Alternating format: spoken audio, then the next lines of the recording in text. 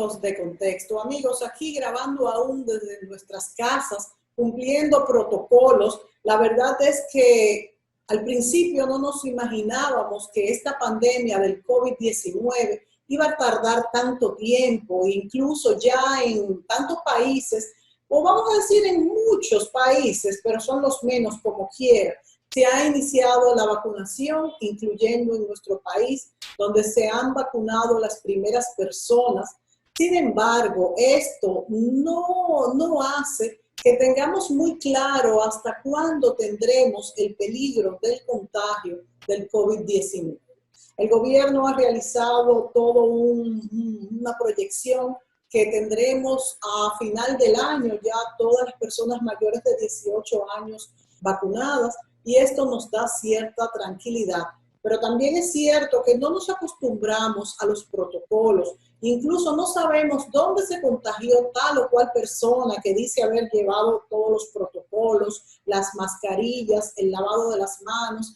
Y un punto sumamente importante que nos preocupa a todos es la economía. Y con la economía, la conservación de los empleos, que es lo que mueve pues todo el accionar de la República Dominicana y de cada país en particular. Este programa lo vamos a dedicar a conocer cuáles son esos protocolos, esos contratos, esos acuerdos laborales que rigen en este momento en nuestro país con esta pandemia del COVID-19. Y para esto hemos invitado a dos profesionales que han estado muy al contacto con estos dos temas. El primero es un médico cirujano torácico quien ha recibido muchos pacientes con COVID y ha estado muy al tanto de todos los protocolos para esta enfermedad. El segundo profesional es un abogado experto en derecho laboral y este ha estado muy al tanto de cuáles son esos protocolos, contratos, leyes marcos que amparan al trabajador y al empleador, ambos muy golpeados en esta pandemia, por lo que los gobiernos han tenido que dar ayudas y todo este marco de referencia para saber cómo podemos accionar, cómo podemos movernos, qué hacer y qué no hacer. Vamos a darle la bienvenida al doctor Eduardo Botró y al licenciado Gregorio Castillo a este programa Contexto. Bienvenidos. Buenas. Bueno, vamos a comenzar. Buenos días.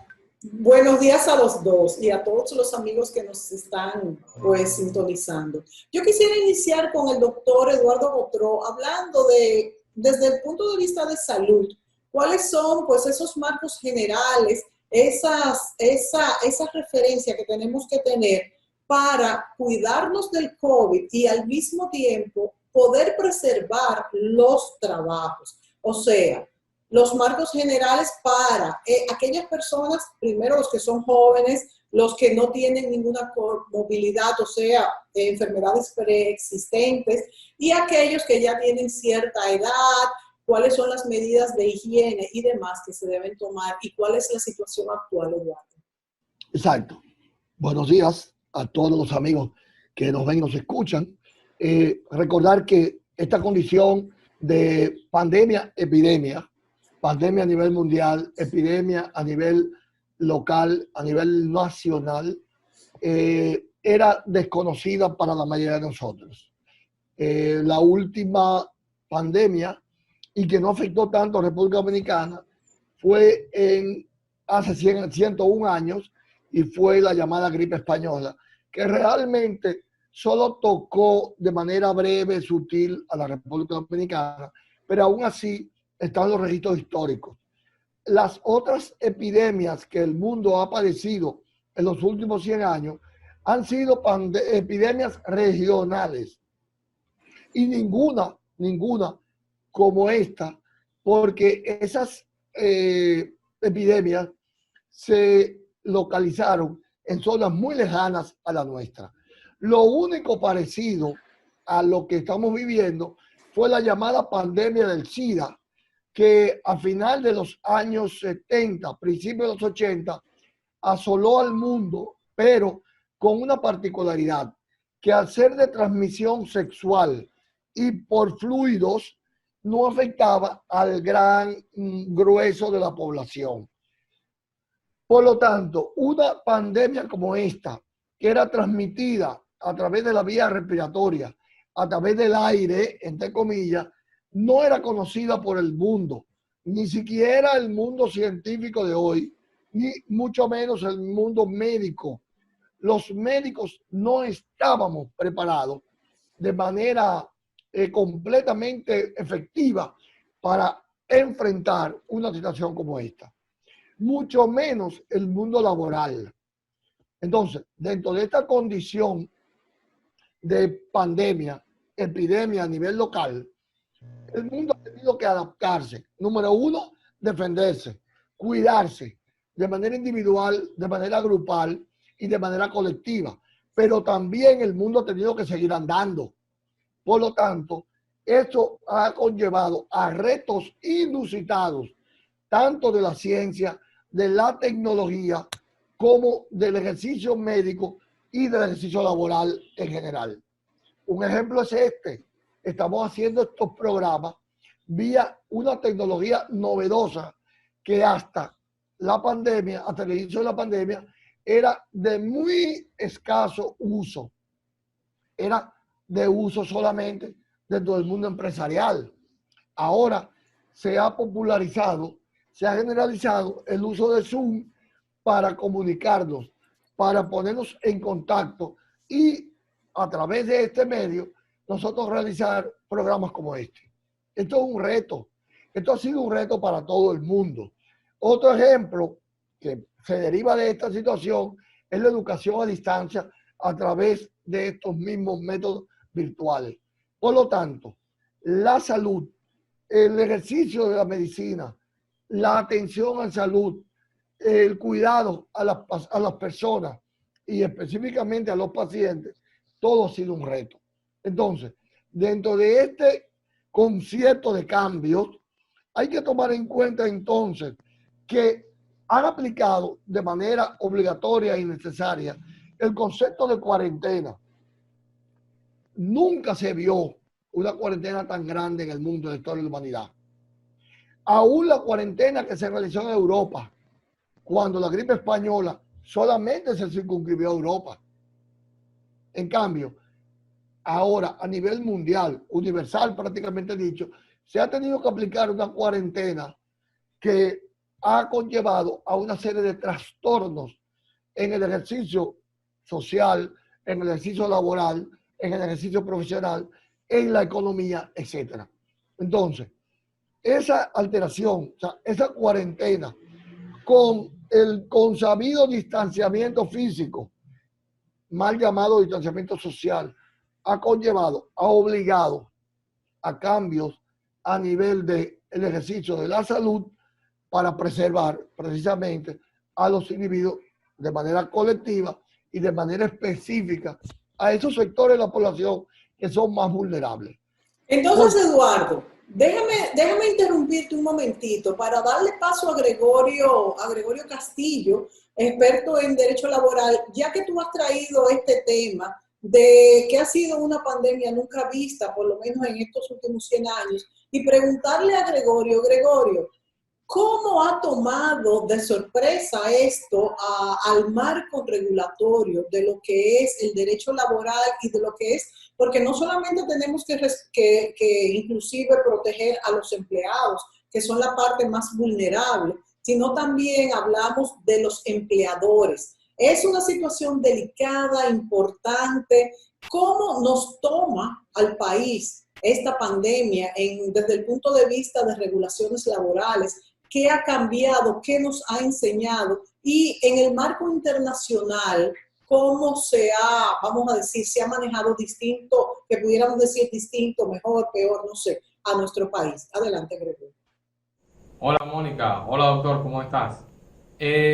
Bueno, el mundo, no solamente la República Dominicana, fue tomado por desprevenido con esta pandemia. Nadie tenía en su mente que este episodio se iba a extender por tanto tiempo. Ya para el día 17 de marzo del 2020, el presidente de la República, en ese momento era Danilo Medina, se dirigió a la nación anunciando que el país entraba en un periodo de cuarentena y el día 18, el Ministerio de Trabajo emitió la resolución 007-2020 con la intención de regular ese estado que se estaba generando a partir del día 19. En el mismo se instaba a las empresas a que avanzaran a sus trabajadores una semana de salario, y aquellos trabajadores que ya tenían cumplidas sus vacaciones, que se les concediera el pago de las mismas, y a los que no estaban no tenían el derecho de vacaciones, se les adelantara una semana. Pues bien, posteriormente el Poder Ejecutivo emitió el decreto 143-20, con el cual se creó el Fondo de Asistencia Solidaria al Empleado FASE. Esto tenía dos modalidades: era fase 1 para aquellos trabajadores que estaban suspendidos, y fase 2 para las empresas que continuaban trabajando. Era uno excluyente del otro, es decir, aquellas empresas que tenían a su personal suspendido podían acceder al fase 1, es decir, los trabajadores recibían un subsidio directo a sus cuentas bancarias de entre 5.000 y hasta 8.500 pesos, es decir, el 70% de su salario, con un mínimo de 5.000 pesos y un máximo de 8.500. En ese decreto se instaba a los empresarios a que le completaran el 30% a los trabajadores para que pudieran devengar un poco más de salario, de ingreso, porque el FASE no era un salario, es un subsidio. Esto se hizo porque el gobierno sabe que durante una suspensión el trabajador no presta servicio, pero la empresa no paga la retribución convenida. Entonces, si usted tenía al menos un trabajador suspendido, no podía acceder al fase 2. Inclusive, muchas empresas habían creado ya su suspensión, porque se creó o se adoptó más bien la figura de la suspensión basándola en el artículo 51, ordinal cuarto, del Código de Trabajo, en el cual se establece la figura del caso fortuito o de fuerza mayor. Y todas las empresas, prácticamente todas, suspendieron a su personal para poder acceder al fase 1. Posteriormente se creó el mecanismo para que aquellos trabajadores o aquellas empresas que habían puesto a sus trabajadores en fase 1, pero que realmente estaban trabajando y querían acceder a fase 2, tenían que dejar sin efecto a esa solicitud de suspensión. Eso se hizo a través del CIRLA. Es importante destacar que en ese momento prácticamente FASE no existía, el CIRLA no tenía nada que ver con un asunto como ese.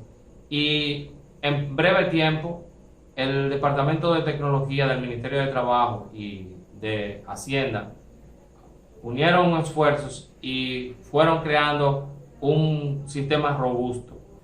Pues bien, este programa estaba previsto para ser desarrollado durante los meses de abril y mayo, y llegado junio, entonces se tuvo que extender el programa, entonces con el decreto 184-20 hasta el mes de agosto.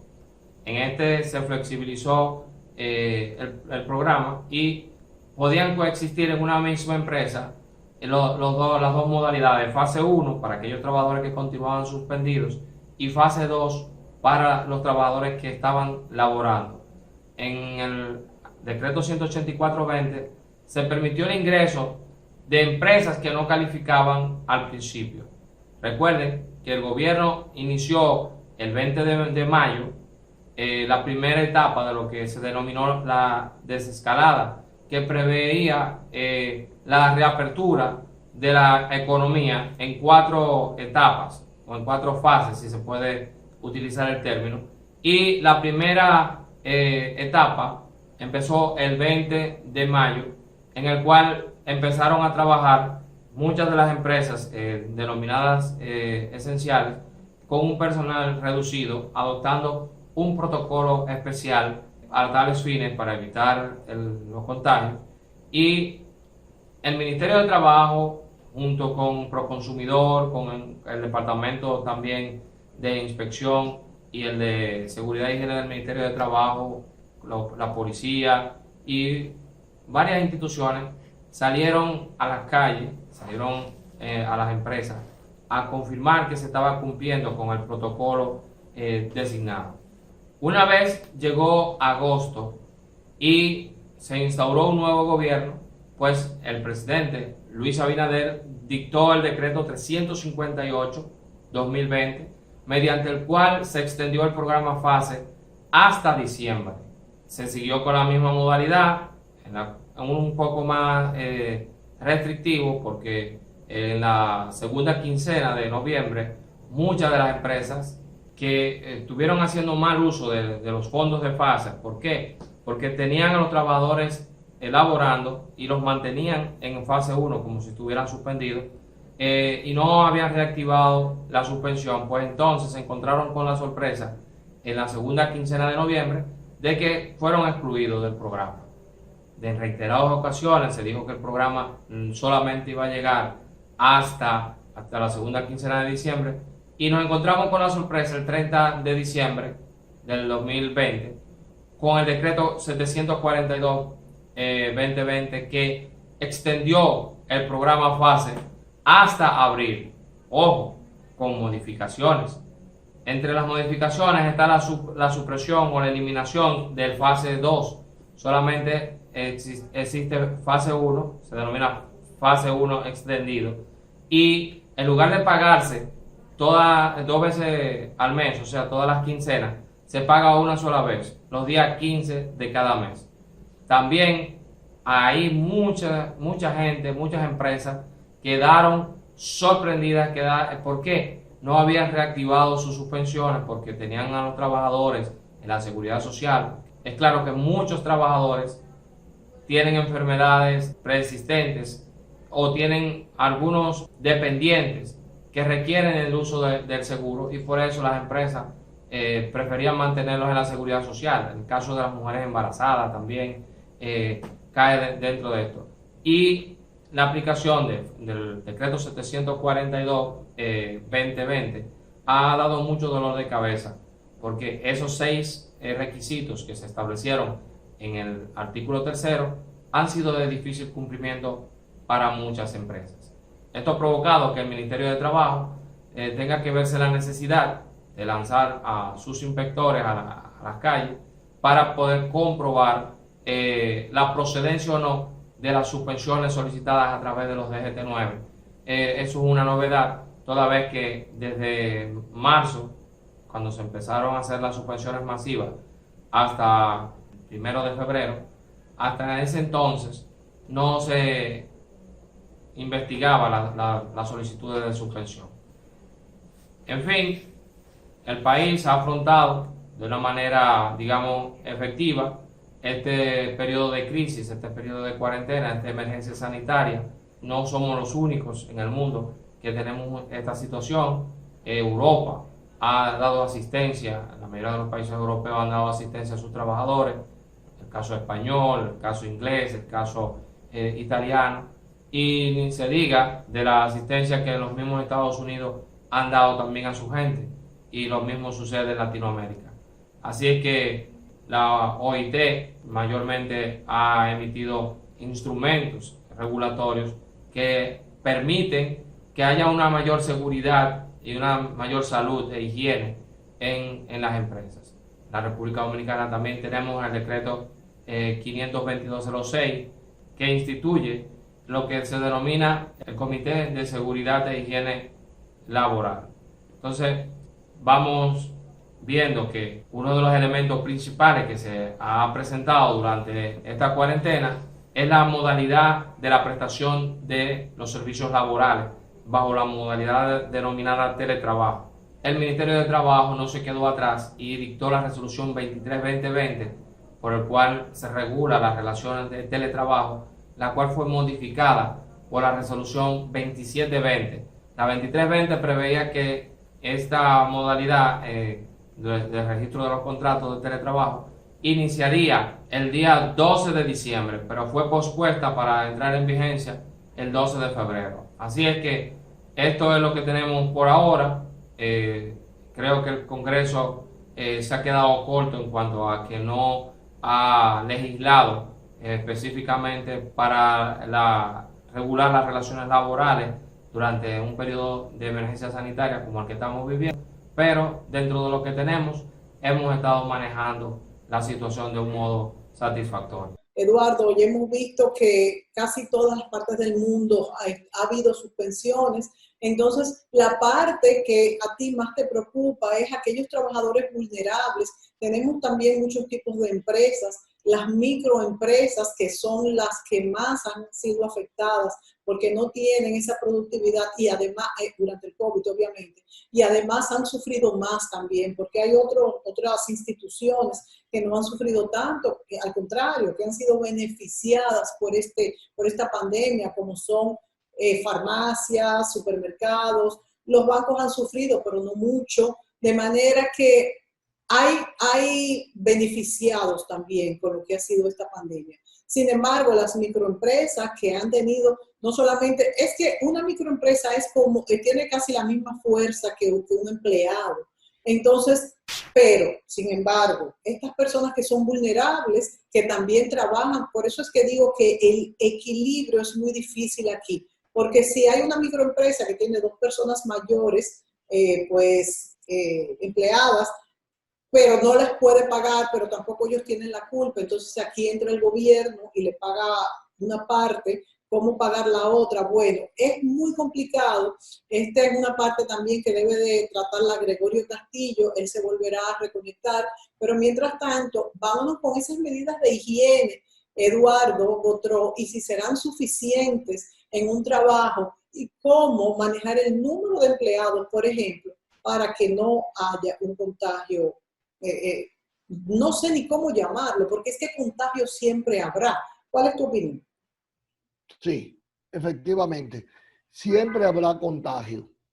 Eso por un lado. Por otro lado, las medidas de higiene, el distanciamiento físico, el uso de mascarilla, es una forma de defendernos, pero realmente no hay garantía absoluta.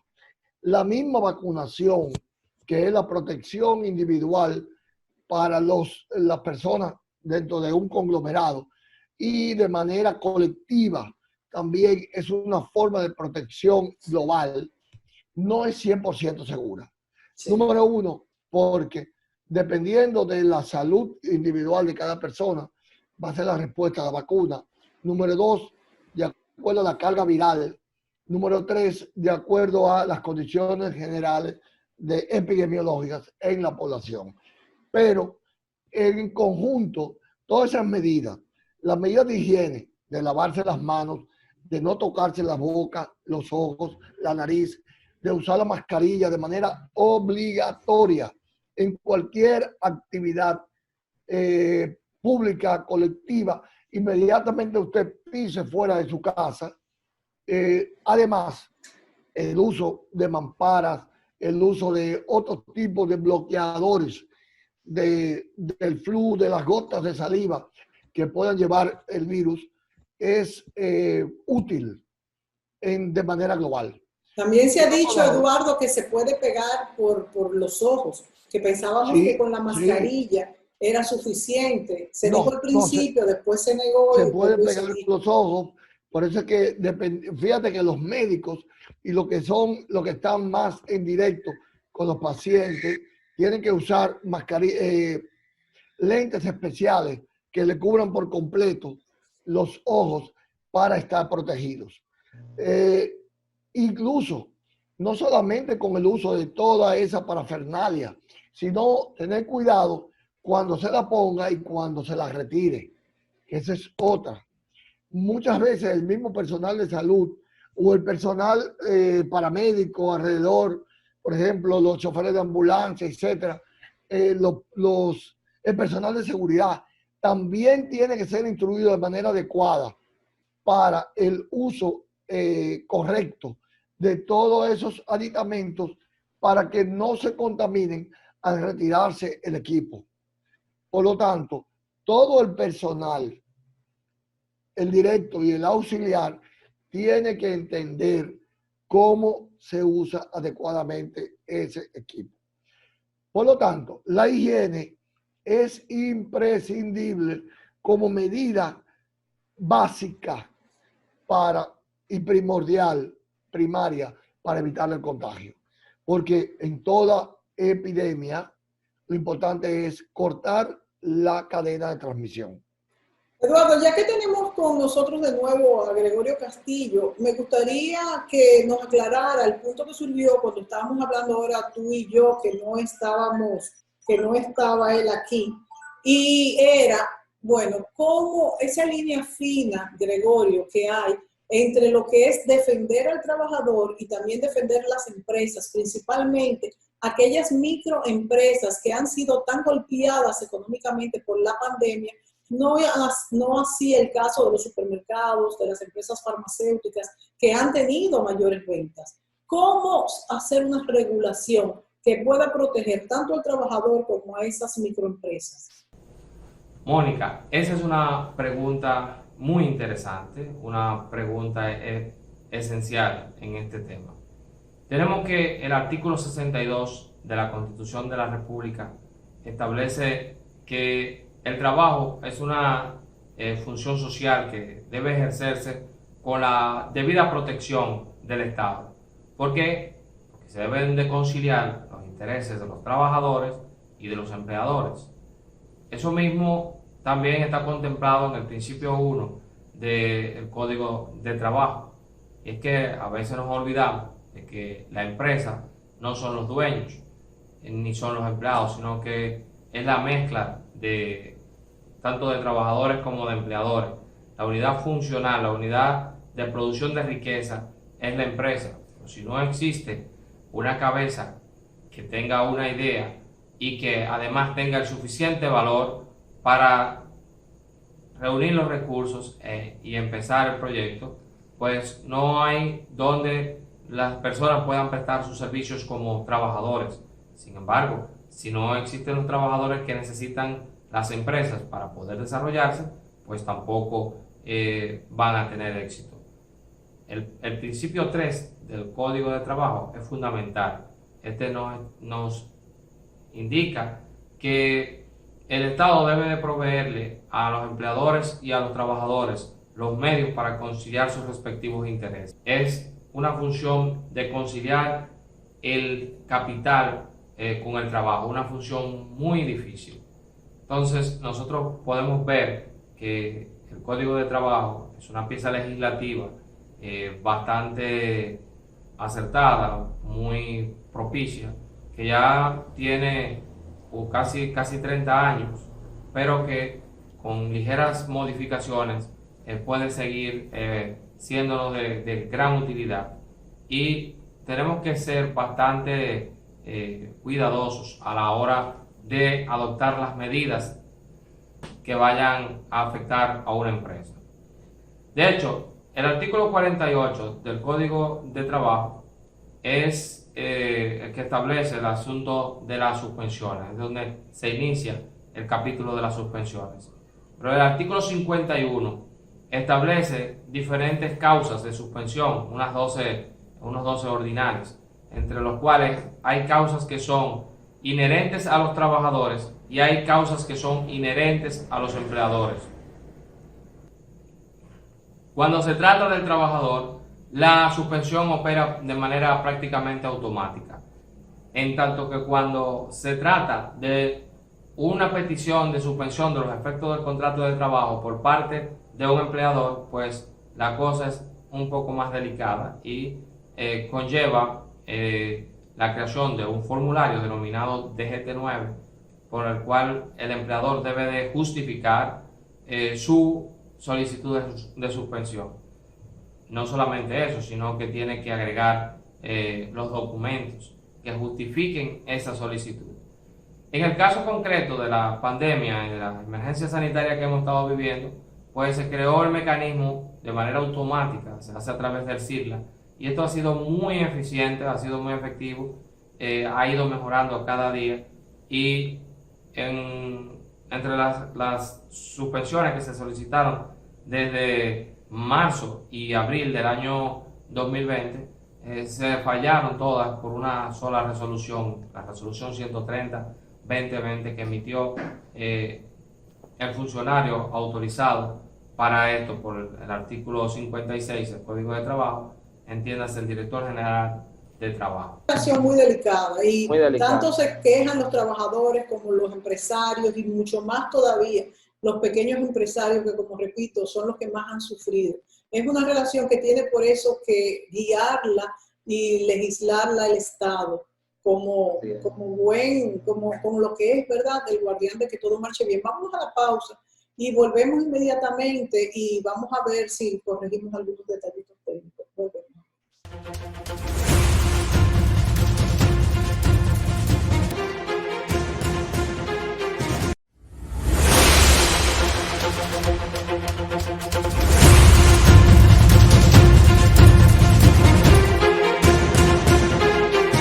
Amigos, continuamos con este programa Contexto, hoy dedicado a entender mejor las relaciones laborales durante esta pandemia, a qué tiene derecho el trabajador, a qué tiene derecho el empleador y cuál es la obligación o a qué se ha comprometido el gobierno, en este caso nuestro gobierno dominicano. Gregorio nos ha explicado pues que otros gobiernos en el mundo también lo han hecho. Y yo quisiera, Gregorio, que tú claramente explicaras qué ha variado, cuáles son esos decretos, esas leyes que amparan al trabajador específicamente ya y al empresario. Adelante. Bueno, como estaba contando, desde 1992 nuestra legislación laboral prevé la figura de la suspensión a partir del artículo 48. El artículo 50 específicamente nos dice que durante una suspensión el trabajador no presta el servicio y a la empresa no le paga la remuneración convenida. Entonces, sabiendo eso, el gobierno se vio en la obligación de crear el Fondo de Asistencia Solidaria, FASE. Este programa se extendió, primero era abril y mayo, como ya te dije, con el decreto 143-20, luego se emitió el 184-20, y además tenía dos modalidades. Uno era FASE, que eran trabajadores suspendidos, trabajadores que no estaban laborando, subsidio directo al trabajador, y el otro era fase 2, que era un subsidio a la empresa, era un aporte de 5,000 pesos, que era deducible del salario del trabajador. Estaba dentro de los descuentos que contempla el artículo 201, ordinal tercero del Código de Trabajo. Es decir, el gobierno le pagaba 2.500 pesos quincenales, un total de 5,000 pesos al mes, en la cuenta del trabajador. Pues si la empresa tenía que pagarle 17.610 pesos al trabajador, entonces únicamente debía pagarle los 12.610. Todavía el gobierno había pagado, había hecho un avance a salario a cuenta del empleador por valor de 5,000 pesos. Eso posteriormente se extendió con el 358-20 que emitió el nuevo gobierno, el presidente Luis Abinader, extendiendo el programa hasta la segunda quincena de diciembre. En reiteradas ocasiones el presidente le dijo al país que no era posible seguir con el programa, pero producto de que todavía persisten algunas cerradas, se creó el decreto 742-20 que extendió el programa fase 1 extendido, suprimió el fase 2 ya no existe. Ya el fase 2 no existe. No existe, sino está fase 1 extendido, y en esta ocasión, en lugar de pagarse 2 veces al mes, se paga una sola vez, se paga los días 15 de cada mes. Bueno, Gregorio, un punto sumamente importante son esas particularidades de los contratos de trabajo.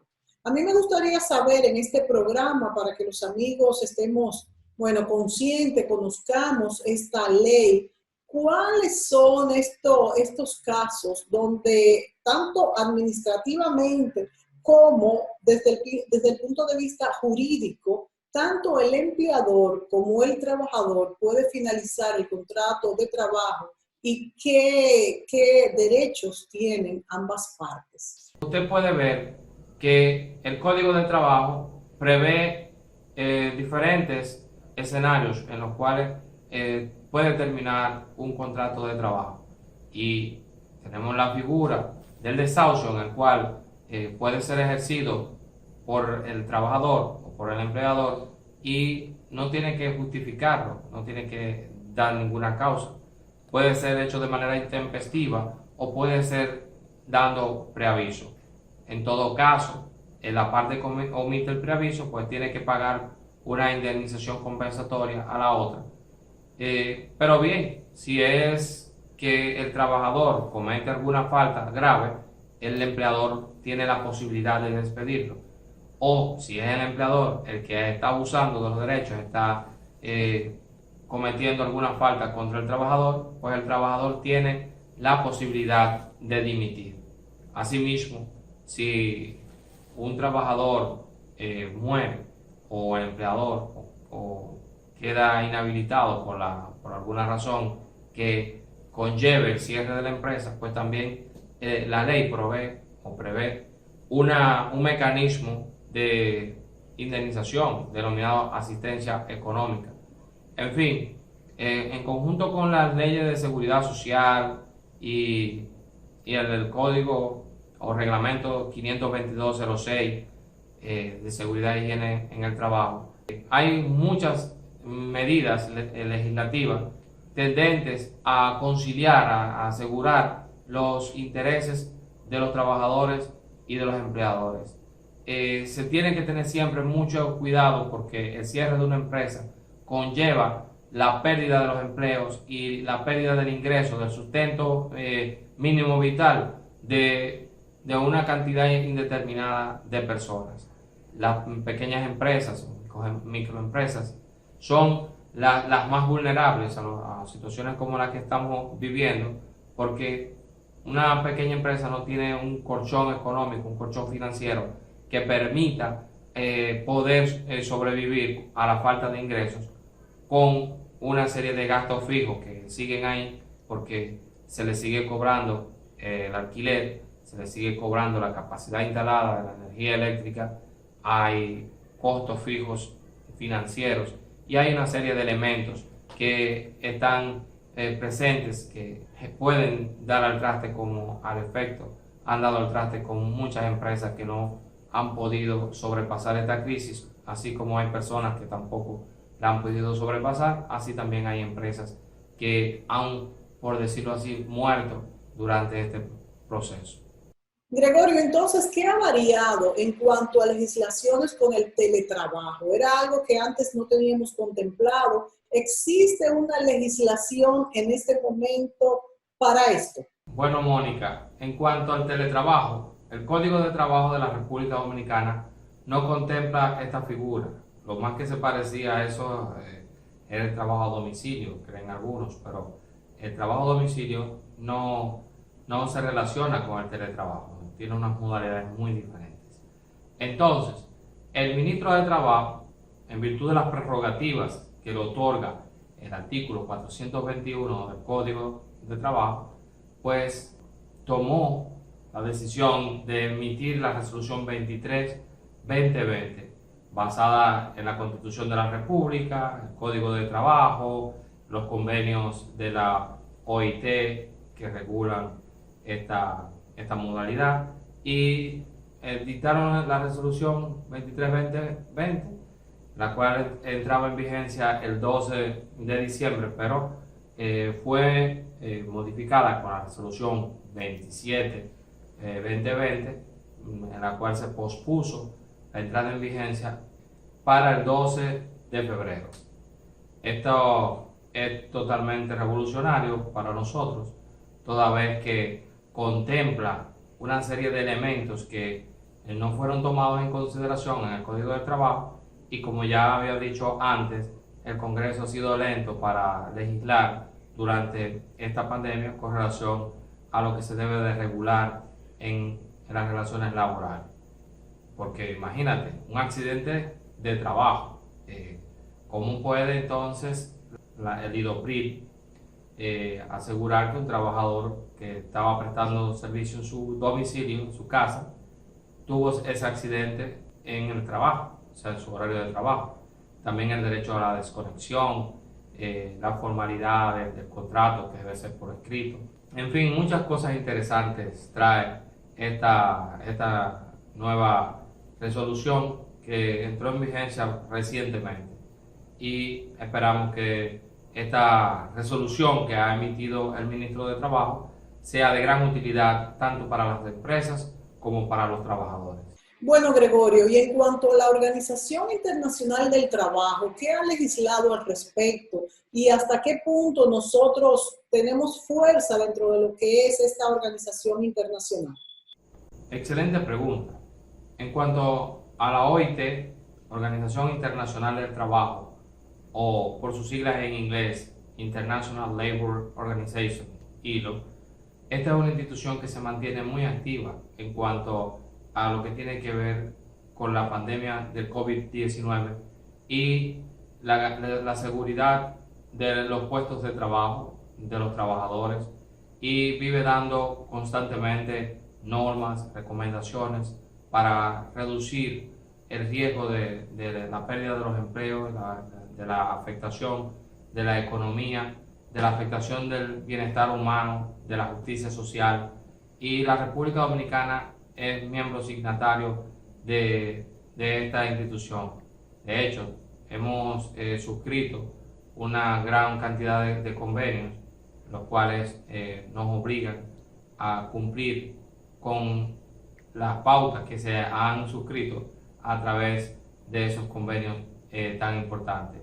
Gregorio, tengo entendido que las vacaciones del 2020, a pesar de que los trabajadores estuvieron suspendidas, no se pierden y se tienen que dar este año. ¿Es esto cierto? Mónica, precisamente es una de las preguntas más ocurridas, más comunes, y que mucha gente da por sentado que el que está en su casa está de vacaciones. Muchos creen que están de vacaciones desde marzo, pero esto no es así. En virtud del artículo 185 del Código de Trabajo, el cual establece que las vacaciones no pueden ser reducidas ni suspendidas por causa de inasistencia justificada, entonces tenemos que deducir que las vacaciones del año 2020 no se han perdido. Ojo, estoy hablando del disfrute de las vacaciones, no así del pago, porque el derecho de vacaciones se divide en dos partes. Una que son los 14 días de salario ordinario cuando usted tiene de 1 a 5 años laborando para una empresa, y 18 días de salario ordinario cuando excede de los 5 años, y el disfrute de vacaciones, que son 14 días laborables. Si a usted le pagaron las vacaciones en marzo en virtud de la resolución 007-2020 del Ministerio de Trabajo, o se las pagaron en diciembre o en cualquier otro momento, a usted no le deben el dinero correspondiente a las vacaciones. Ahora, el disfrute de sus vacaciones, usted todavía no lo ha disfrutado. Eso es una línea muy fina, una línea bastante invisible, pero es lo que establece nuestra normativa laboral. En virtud del artículo 188, si usted adquiere, el derecho a vacaciones se adquiere al año, cada año se adquiere el derecho a vacaciones, pero el empleador tiene el derecho de otorgarle el disfrute de las vacaciones hasta dentro de los 6 meses siguientes. Entonces, entienda que usted que está suspendido o que estuvo suspendido un tiempo, sus vacaciones no van a ser reducidas o no pueden ser reducidas por esas inasistencias, porque esas inasistencias fueron justificadas en la declaratoria de estado de emergencia y consecuente cuarentena. Entonces el artículo 185 establece que no se pierden ahí. Vamos a la pausa y volvemos inmediatamente.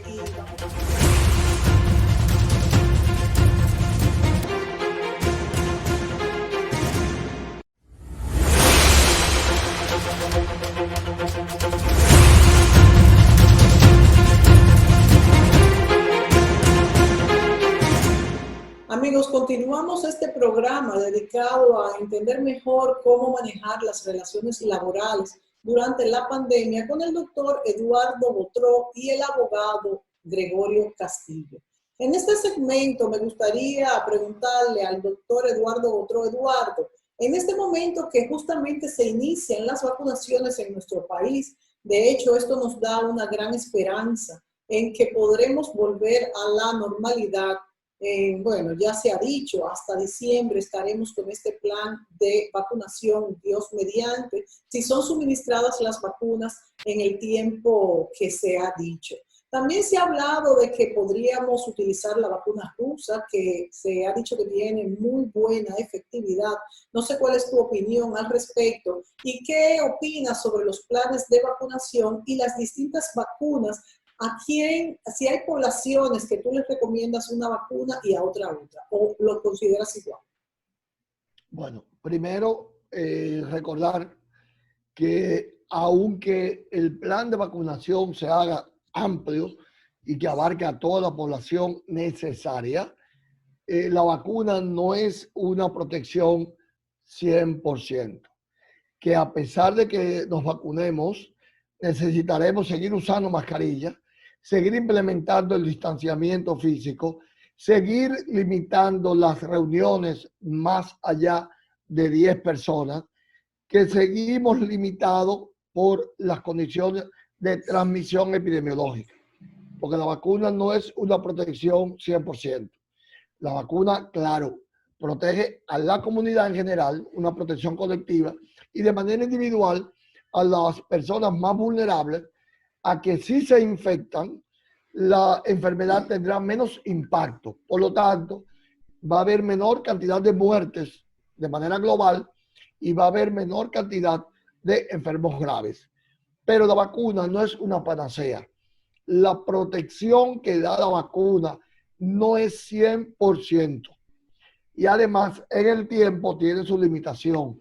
Por eso es que la mayoría de vacunas necesitan 2 dosis y por ahí hay algunas incluso que necesitan 3 dosis. Eduardo, hay un cuestionamiento que preocupa mucho a la población y es si estas vacunas protegerán sobre las nuevas cepas, que ya se han encontrado distintas cepas y unas mucho más contagiosas. Hasta ahora no hay ninguna seguridad. De hecho, lo último que estuve leyendo precisamente en la mañana de hoy, un artículo muy responsable, decía que no, la protección no es segura, se va a tener que ir adaptando, las diferentes vacunas se van a tener que ir adaptando a medida que surjan cepas y además, en el caso de la pandemia, se considera que probablemente no van a ser 2 años, como antes eran casi todas las pandemias, sino van a ser probablemente 3 años. La condición de pandemia de manera global y de manera regional o local puede variar esto dependiendo cuál sea el comportamiento epidemiológico en una población específica, tanto de los coronavirus, de las diferentes cepas, las variantes, como de la población en general. Dos preguntas, Eduardo, dos preguntas respecto a lo que tú has dicho. El que dure 3 años dependerá entonces de nuevas cepas, porque se supone que si al final de este año ya la mayoría estamos vacunados, tendría que haber una variante para que continuara todo un tercer año completo. Entonces, tendrían que modificarse estas vacunas y los comentarios que he oído o lo que he leído se refiere a que las vacunas de ARN son más fácilmente modificables a estas nuevas cepas que las otras que son de virus inducidos. ¿Verdad? Se está planteando que la vacunación probablemente tienda a ser igual que la vacunación contra la gripe, contra la influenza. Recuérdense que la vacunación contra la influenza en las poblaciones de riesgo, en las poblaciones que necesariamente tienen que vacunarse, es un patrón de vacunación anual. Por lo tanto, y que la vacuna del año pasado no sirve para la de este año. Por lo tanto, eso hay que tomar en cuenta. Eso significa una dinámica enorme, unos recursos de salud enorme y eso cada vez más demanda tanto de la comunidad científica, específicamente la médica, la investigativa, como de los recursos de instituciones y de empresas que tienen que invertir en eso necesariamente. ¿Cómo está en este momento el sistema hospitalario, Eduardo? Y si es cierto que ha mejorado el contagio después vamos a decir, de que tomaron nuevas medidas del toque de queda, que aunque se ha flexibilizado un poco antes de esto, cuando se flexibilizó bastante, hubo un aumento tremendo de los casos y los hospitales estuvieron a niveles nunca vistos antes. Sí, todas las estadísticas indican que ha ido bajando la cantidad de afectados, aunque, ojo, la cantidad de enfermos graves y la cantidad de muertos, de fallecidos, es algo que hay que evaluar muy bien, porque como hay cepas más virulentas, hay estadísticas que están demostrando que relativamente ha aumentado la cantidad de casos graves y la cantidad de fallecidos. Por lo tanto, no podemos cantar victoria. Claro, sí, No hemos visto que ha aumentado la cantidad de fallecidos, no solamente la de los infectados. Sí. Ese porcentaje ha sido mayor. Eduardo, y en cuanto al tema de hoy, que es el ambiente laboral y cómo esto contribuye a la propagación del COVID, ¿qué crees tú cuál debe ser la situación ideal en un trabajo donde haya, qué sé yo, si quizás por habitación o una oficina de 4x4, de 5x5 metros cuadrados, que haya 2 personas? ¿Ustedes como médicos tienen algunas recomendaciones al respecto? Mira, la parte más importante de mi intervención en este programa, porque indudablemente que Gregorio es la estrella, porque es el que maneja las condiciones laborales, las regulaciones, los decretos y las medidas de compensación para el trabajador. La parte más importante mía en este programa es el siguiente, que todavía las empresas tienen que hacer mayores adaptaciones. Por ejemplo, desde el punto de vista de salud, hay que adaptar las empresas, los lugares de trabajo de manera adecuada. Hay que adecuarlo mejor. Se necesitan ventiladores adecuados, se necesitan aspiradores, se necesitan aparatos que los hay, en la cual haya recambio del aire y haya unas condiciones laborales más seguras y que todo trabajador de riesgo sea protegido. Lamentablemente, los más vulnerables son los de mayor edad y son los que menos manejan la tecnología. Por lo tanto, los menos adecuados para el teletrabajo. Esto ha conllevado a una demanda enorme de adecuación. Lo hemos visto primero en el área laboral educativa. Profesores que no manejaban adecuadamente la computadora, que no manejaban adecuadamente el internet y que han tenido a la carrera que adaptarse. También, por otro lado, el estudiantado. Entonces, en el área laboral es imprescindible que se capacite a esos trabajadores para que no queden fuera del sistema, para que no queden desprotegidos. Por otro lado, que así como la gran empresa a nivel global, y comenzó con las grandes instituciones, Google, los grandes empleadores a nivel mundial, que fueron despidiendo trabajadores o fueron recontratando para que hicieran el trabajo a distancia a través de una computadora y de un buen sistema de internet. Pero tenemos que garantizar que eso se haga de manera adecuada. Hay empresas que necesariamente tienen que dar el servicio de manera presencial.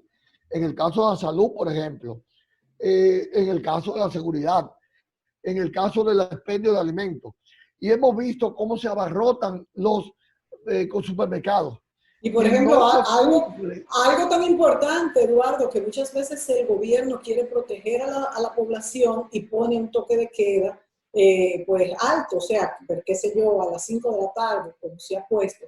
Y entonces esto provoca que todo el mundo vaya junto a los supermercados, se aglomeren y entonces resulta peor. De manera que el papel del Estado es muy difícil en estos casos. Exacto. Entonces, las cadenas de distribución de alimentos, las cadenas de distribución de medicamentos, la cadena de distribución de mercancías que aumenten, que mejoren, que tengan mayor cobertura. Voy a mencionar a Carlos Rodríguez, amigo, colega, hermano, compañero de estudio y un infectólogo de primera, que ha llamado la atención a la población al decir, el que estén los centros comerciales abiertos para que vendan, para que tengamos acceso a la mercancía, no significa que tenemos que ir a pasear a esos centros comerciales. Usted va, compra, adquiere lo que tenga que adquirir y inmediatamente se retira. ¿Tú consideras peligroso, Eduardo, pasear dentro de un centro comercial con sus mascarillas puestas? Claro que sí, porque estamos volviendo a los viejos hábitos. Oye, Mónica, nosotros tenemos que saber que tenemos que adaptarnos de manera definitiva.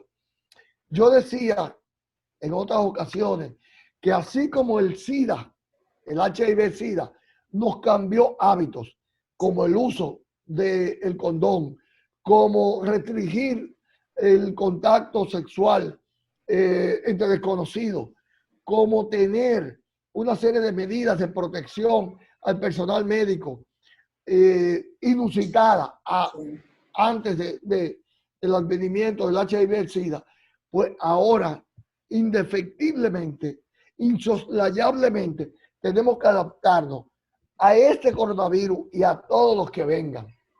Porque ¿Tú por qué? ¿Por qué es que se dice que vendrán tantos nuevos coronavirus? Y se dice que este ya estaba anunciado, que se sabía que se desarrollaría, porque ya hubo 2 anteriores. ¿Por qué? Bueno, mira, número 1, el cambio climático. Número 2, los cambios epidemiológicos. Número 3, los cambios en los hábitos de la población. Por ejemplo, ya vemos que en China hay una serie de hábitos alimentarios que son completamente nuevos. Y a medida que va creciendo la población, la gente va a querer inventar, va a tener necesidad de acceder a alimentos novedosos.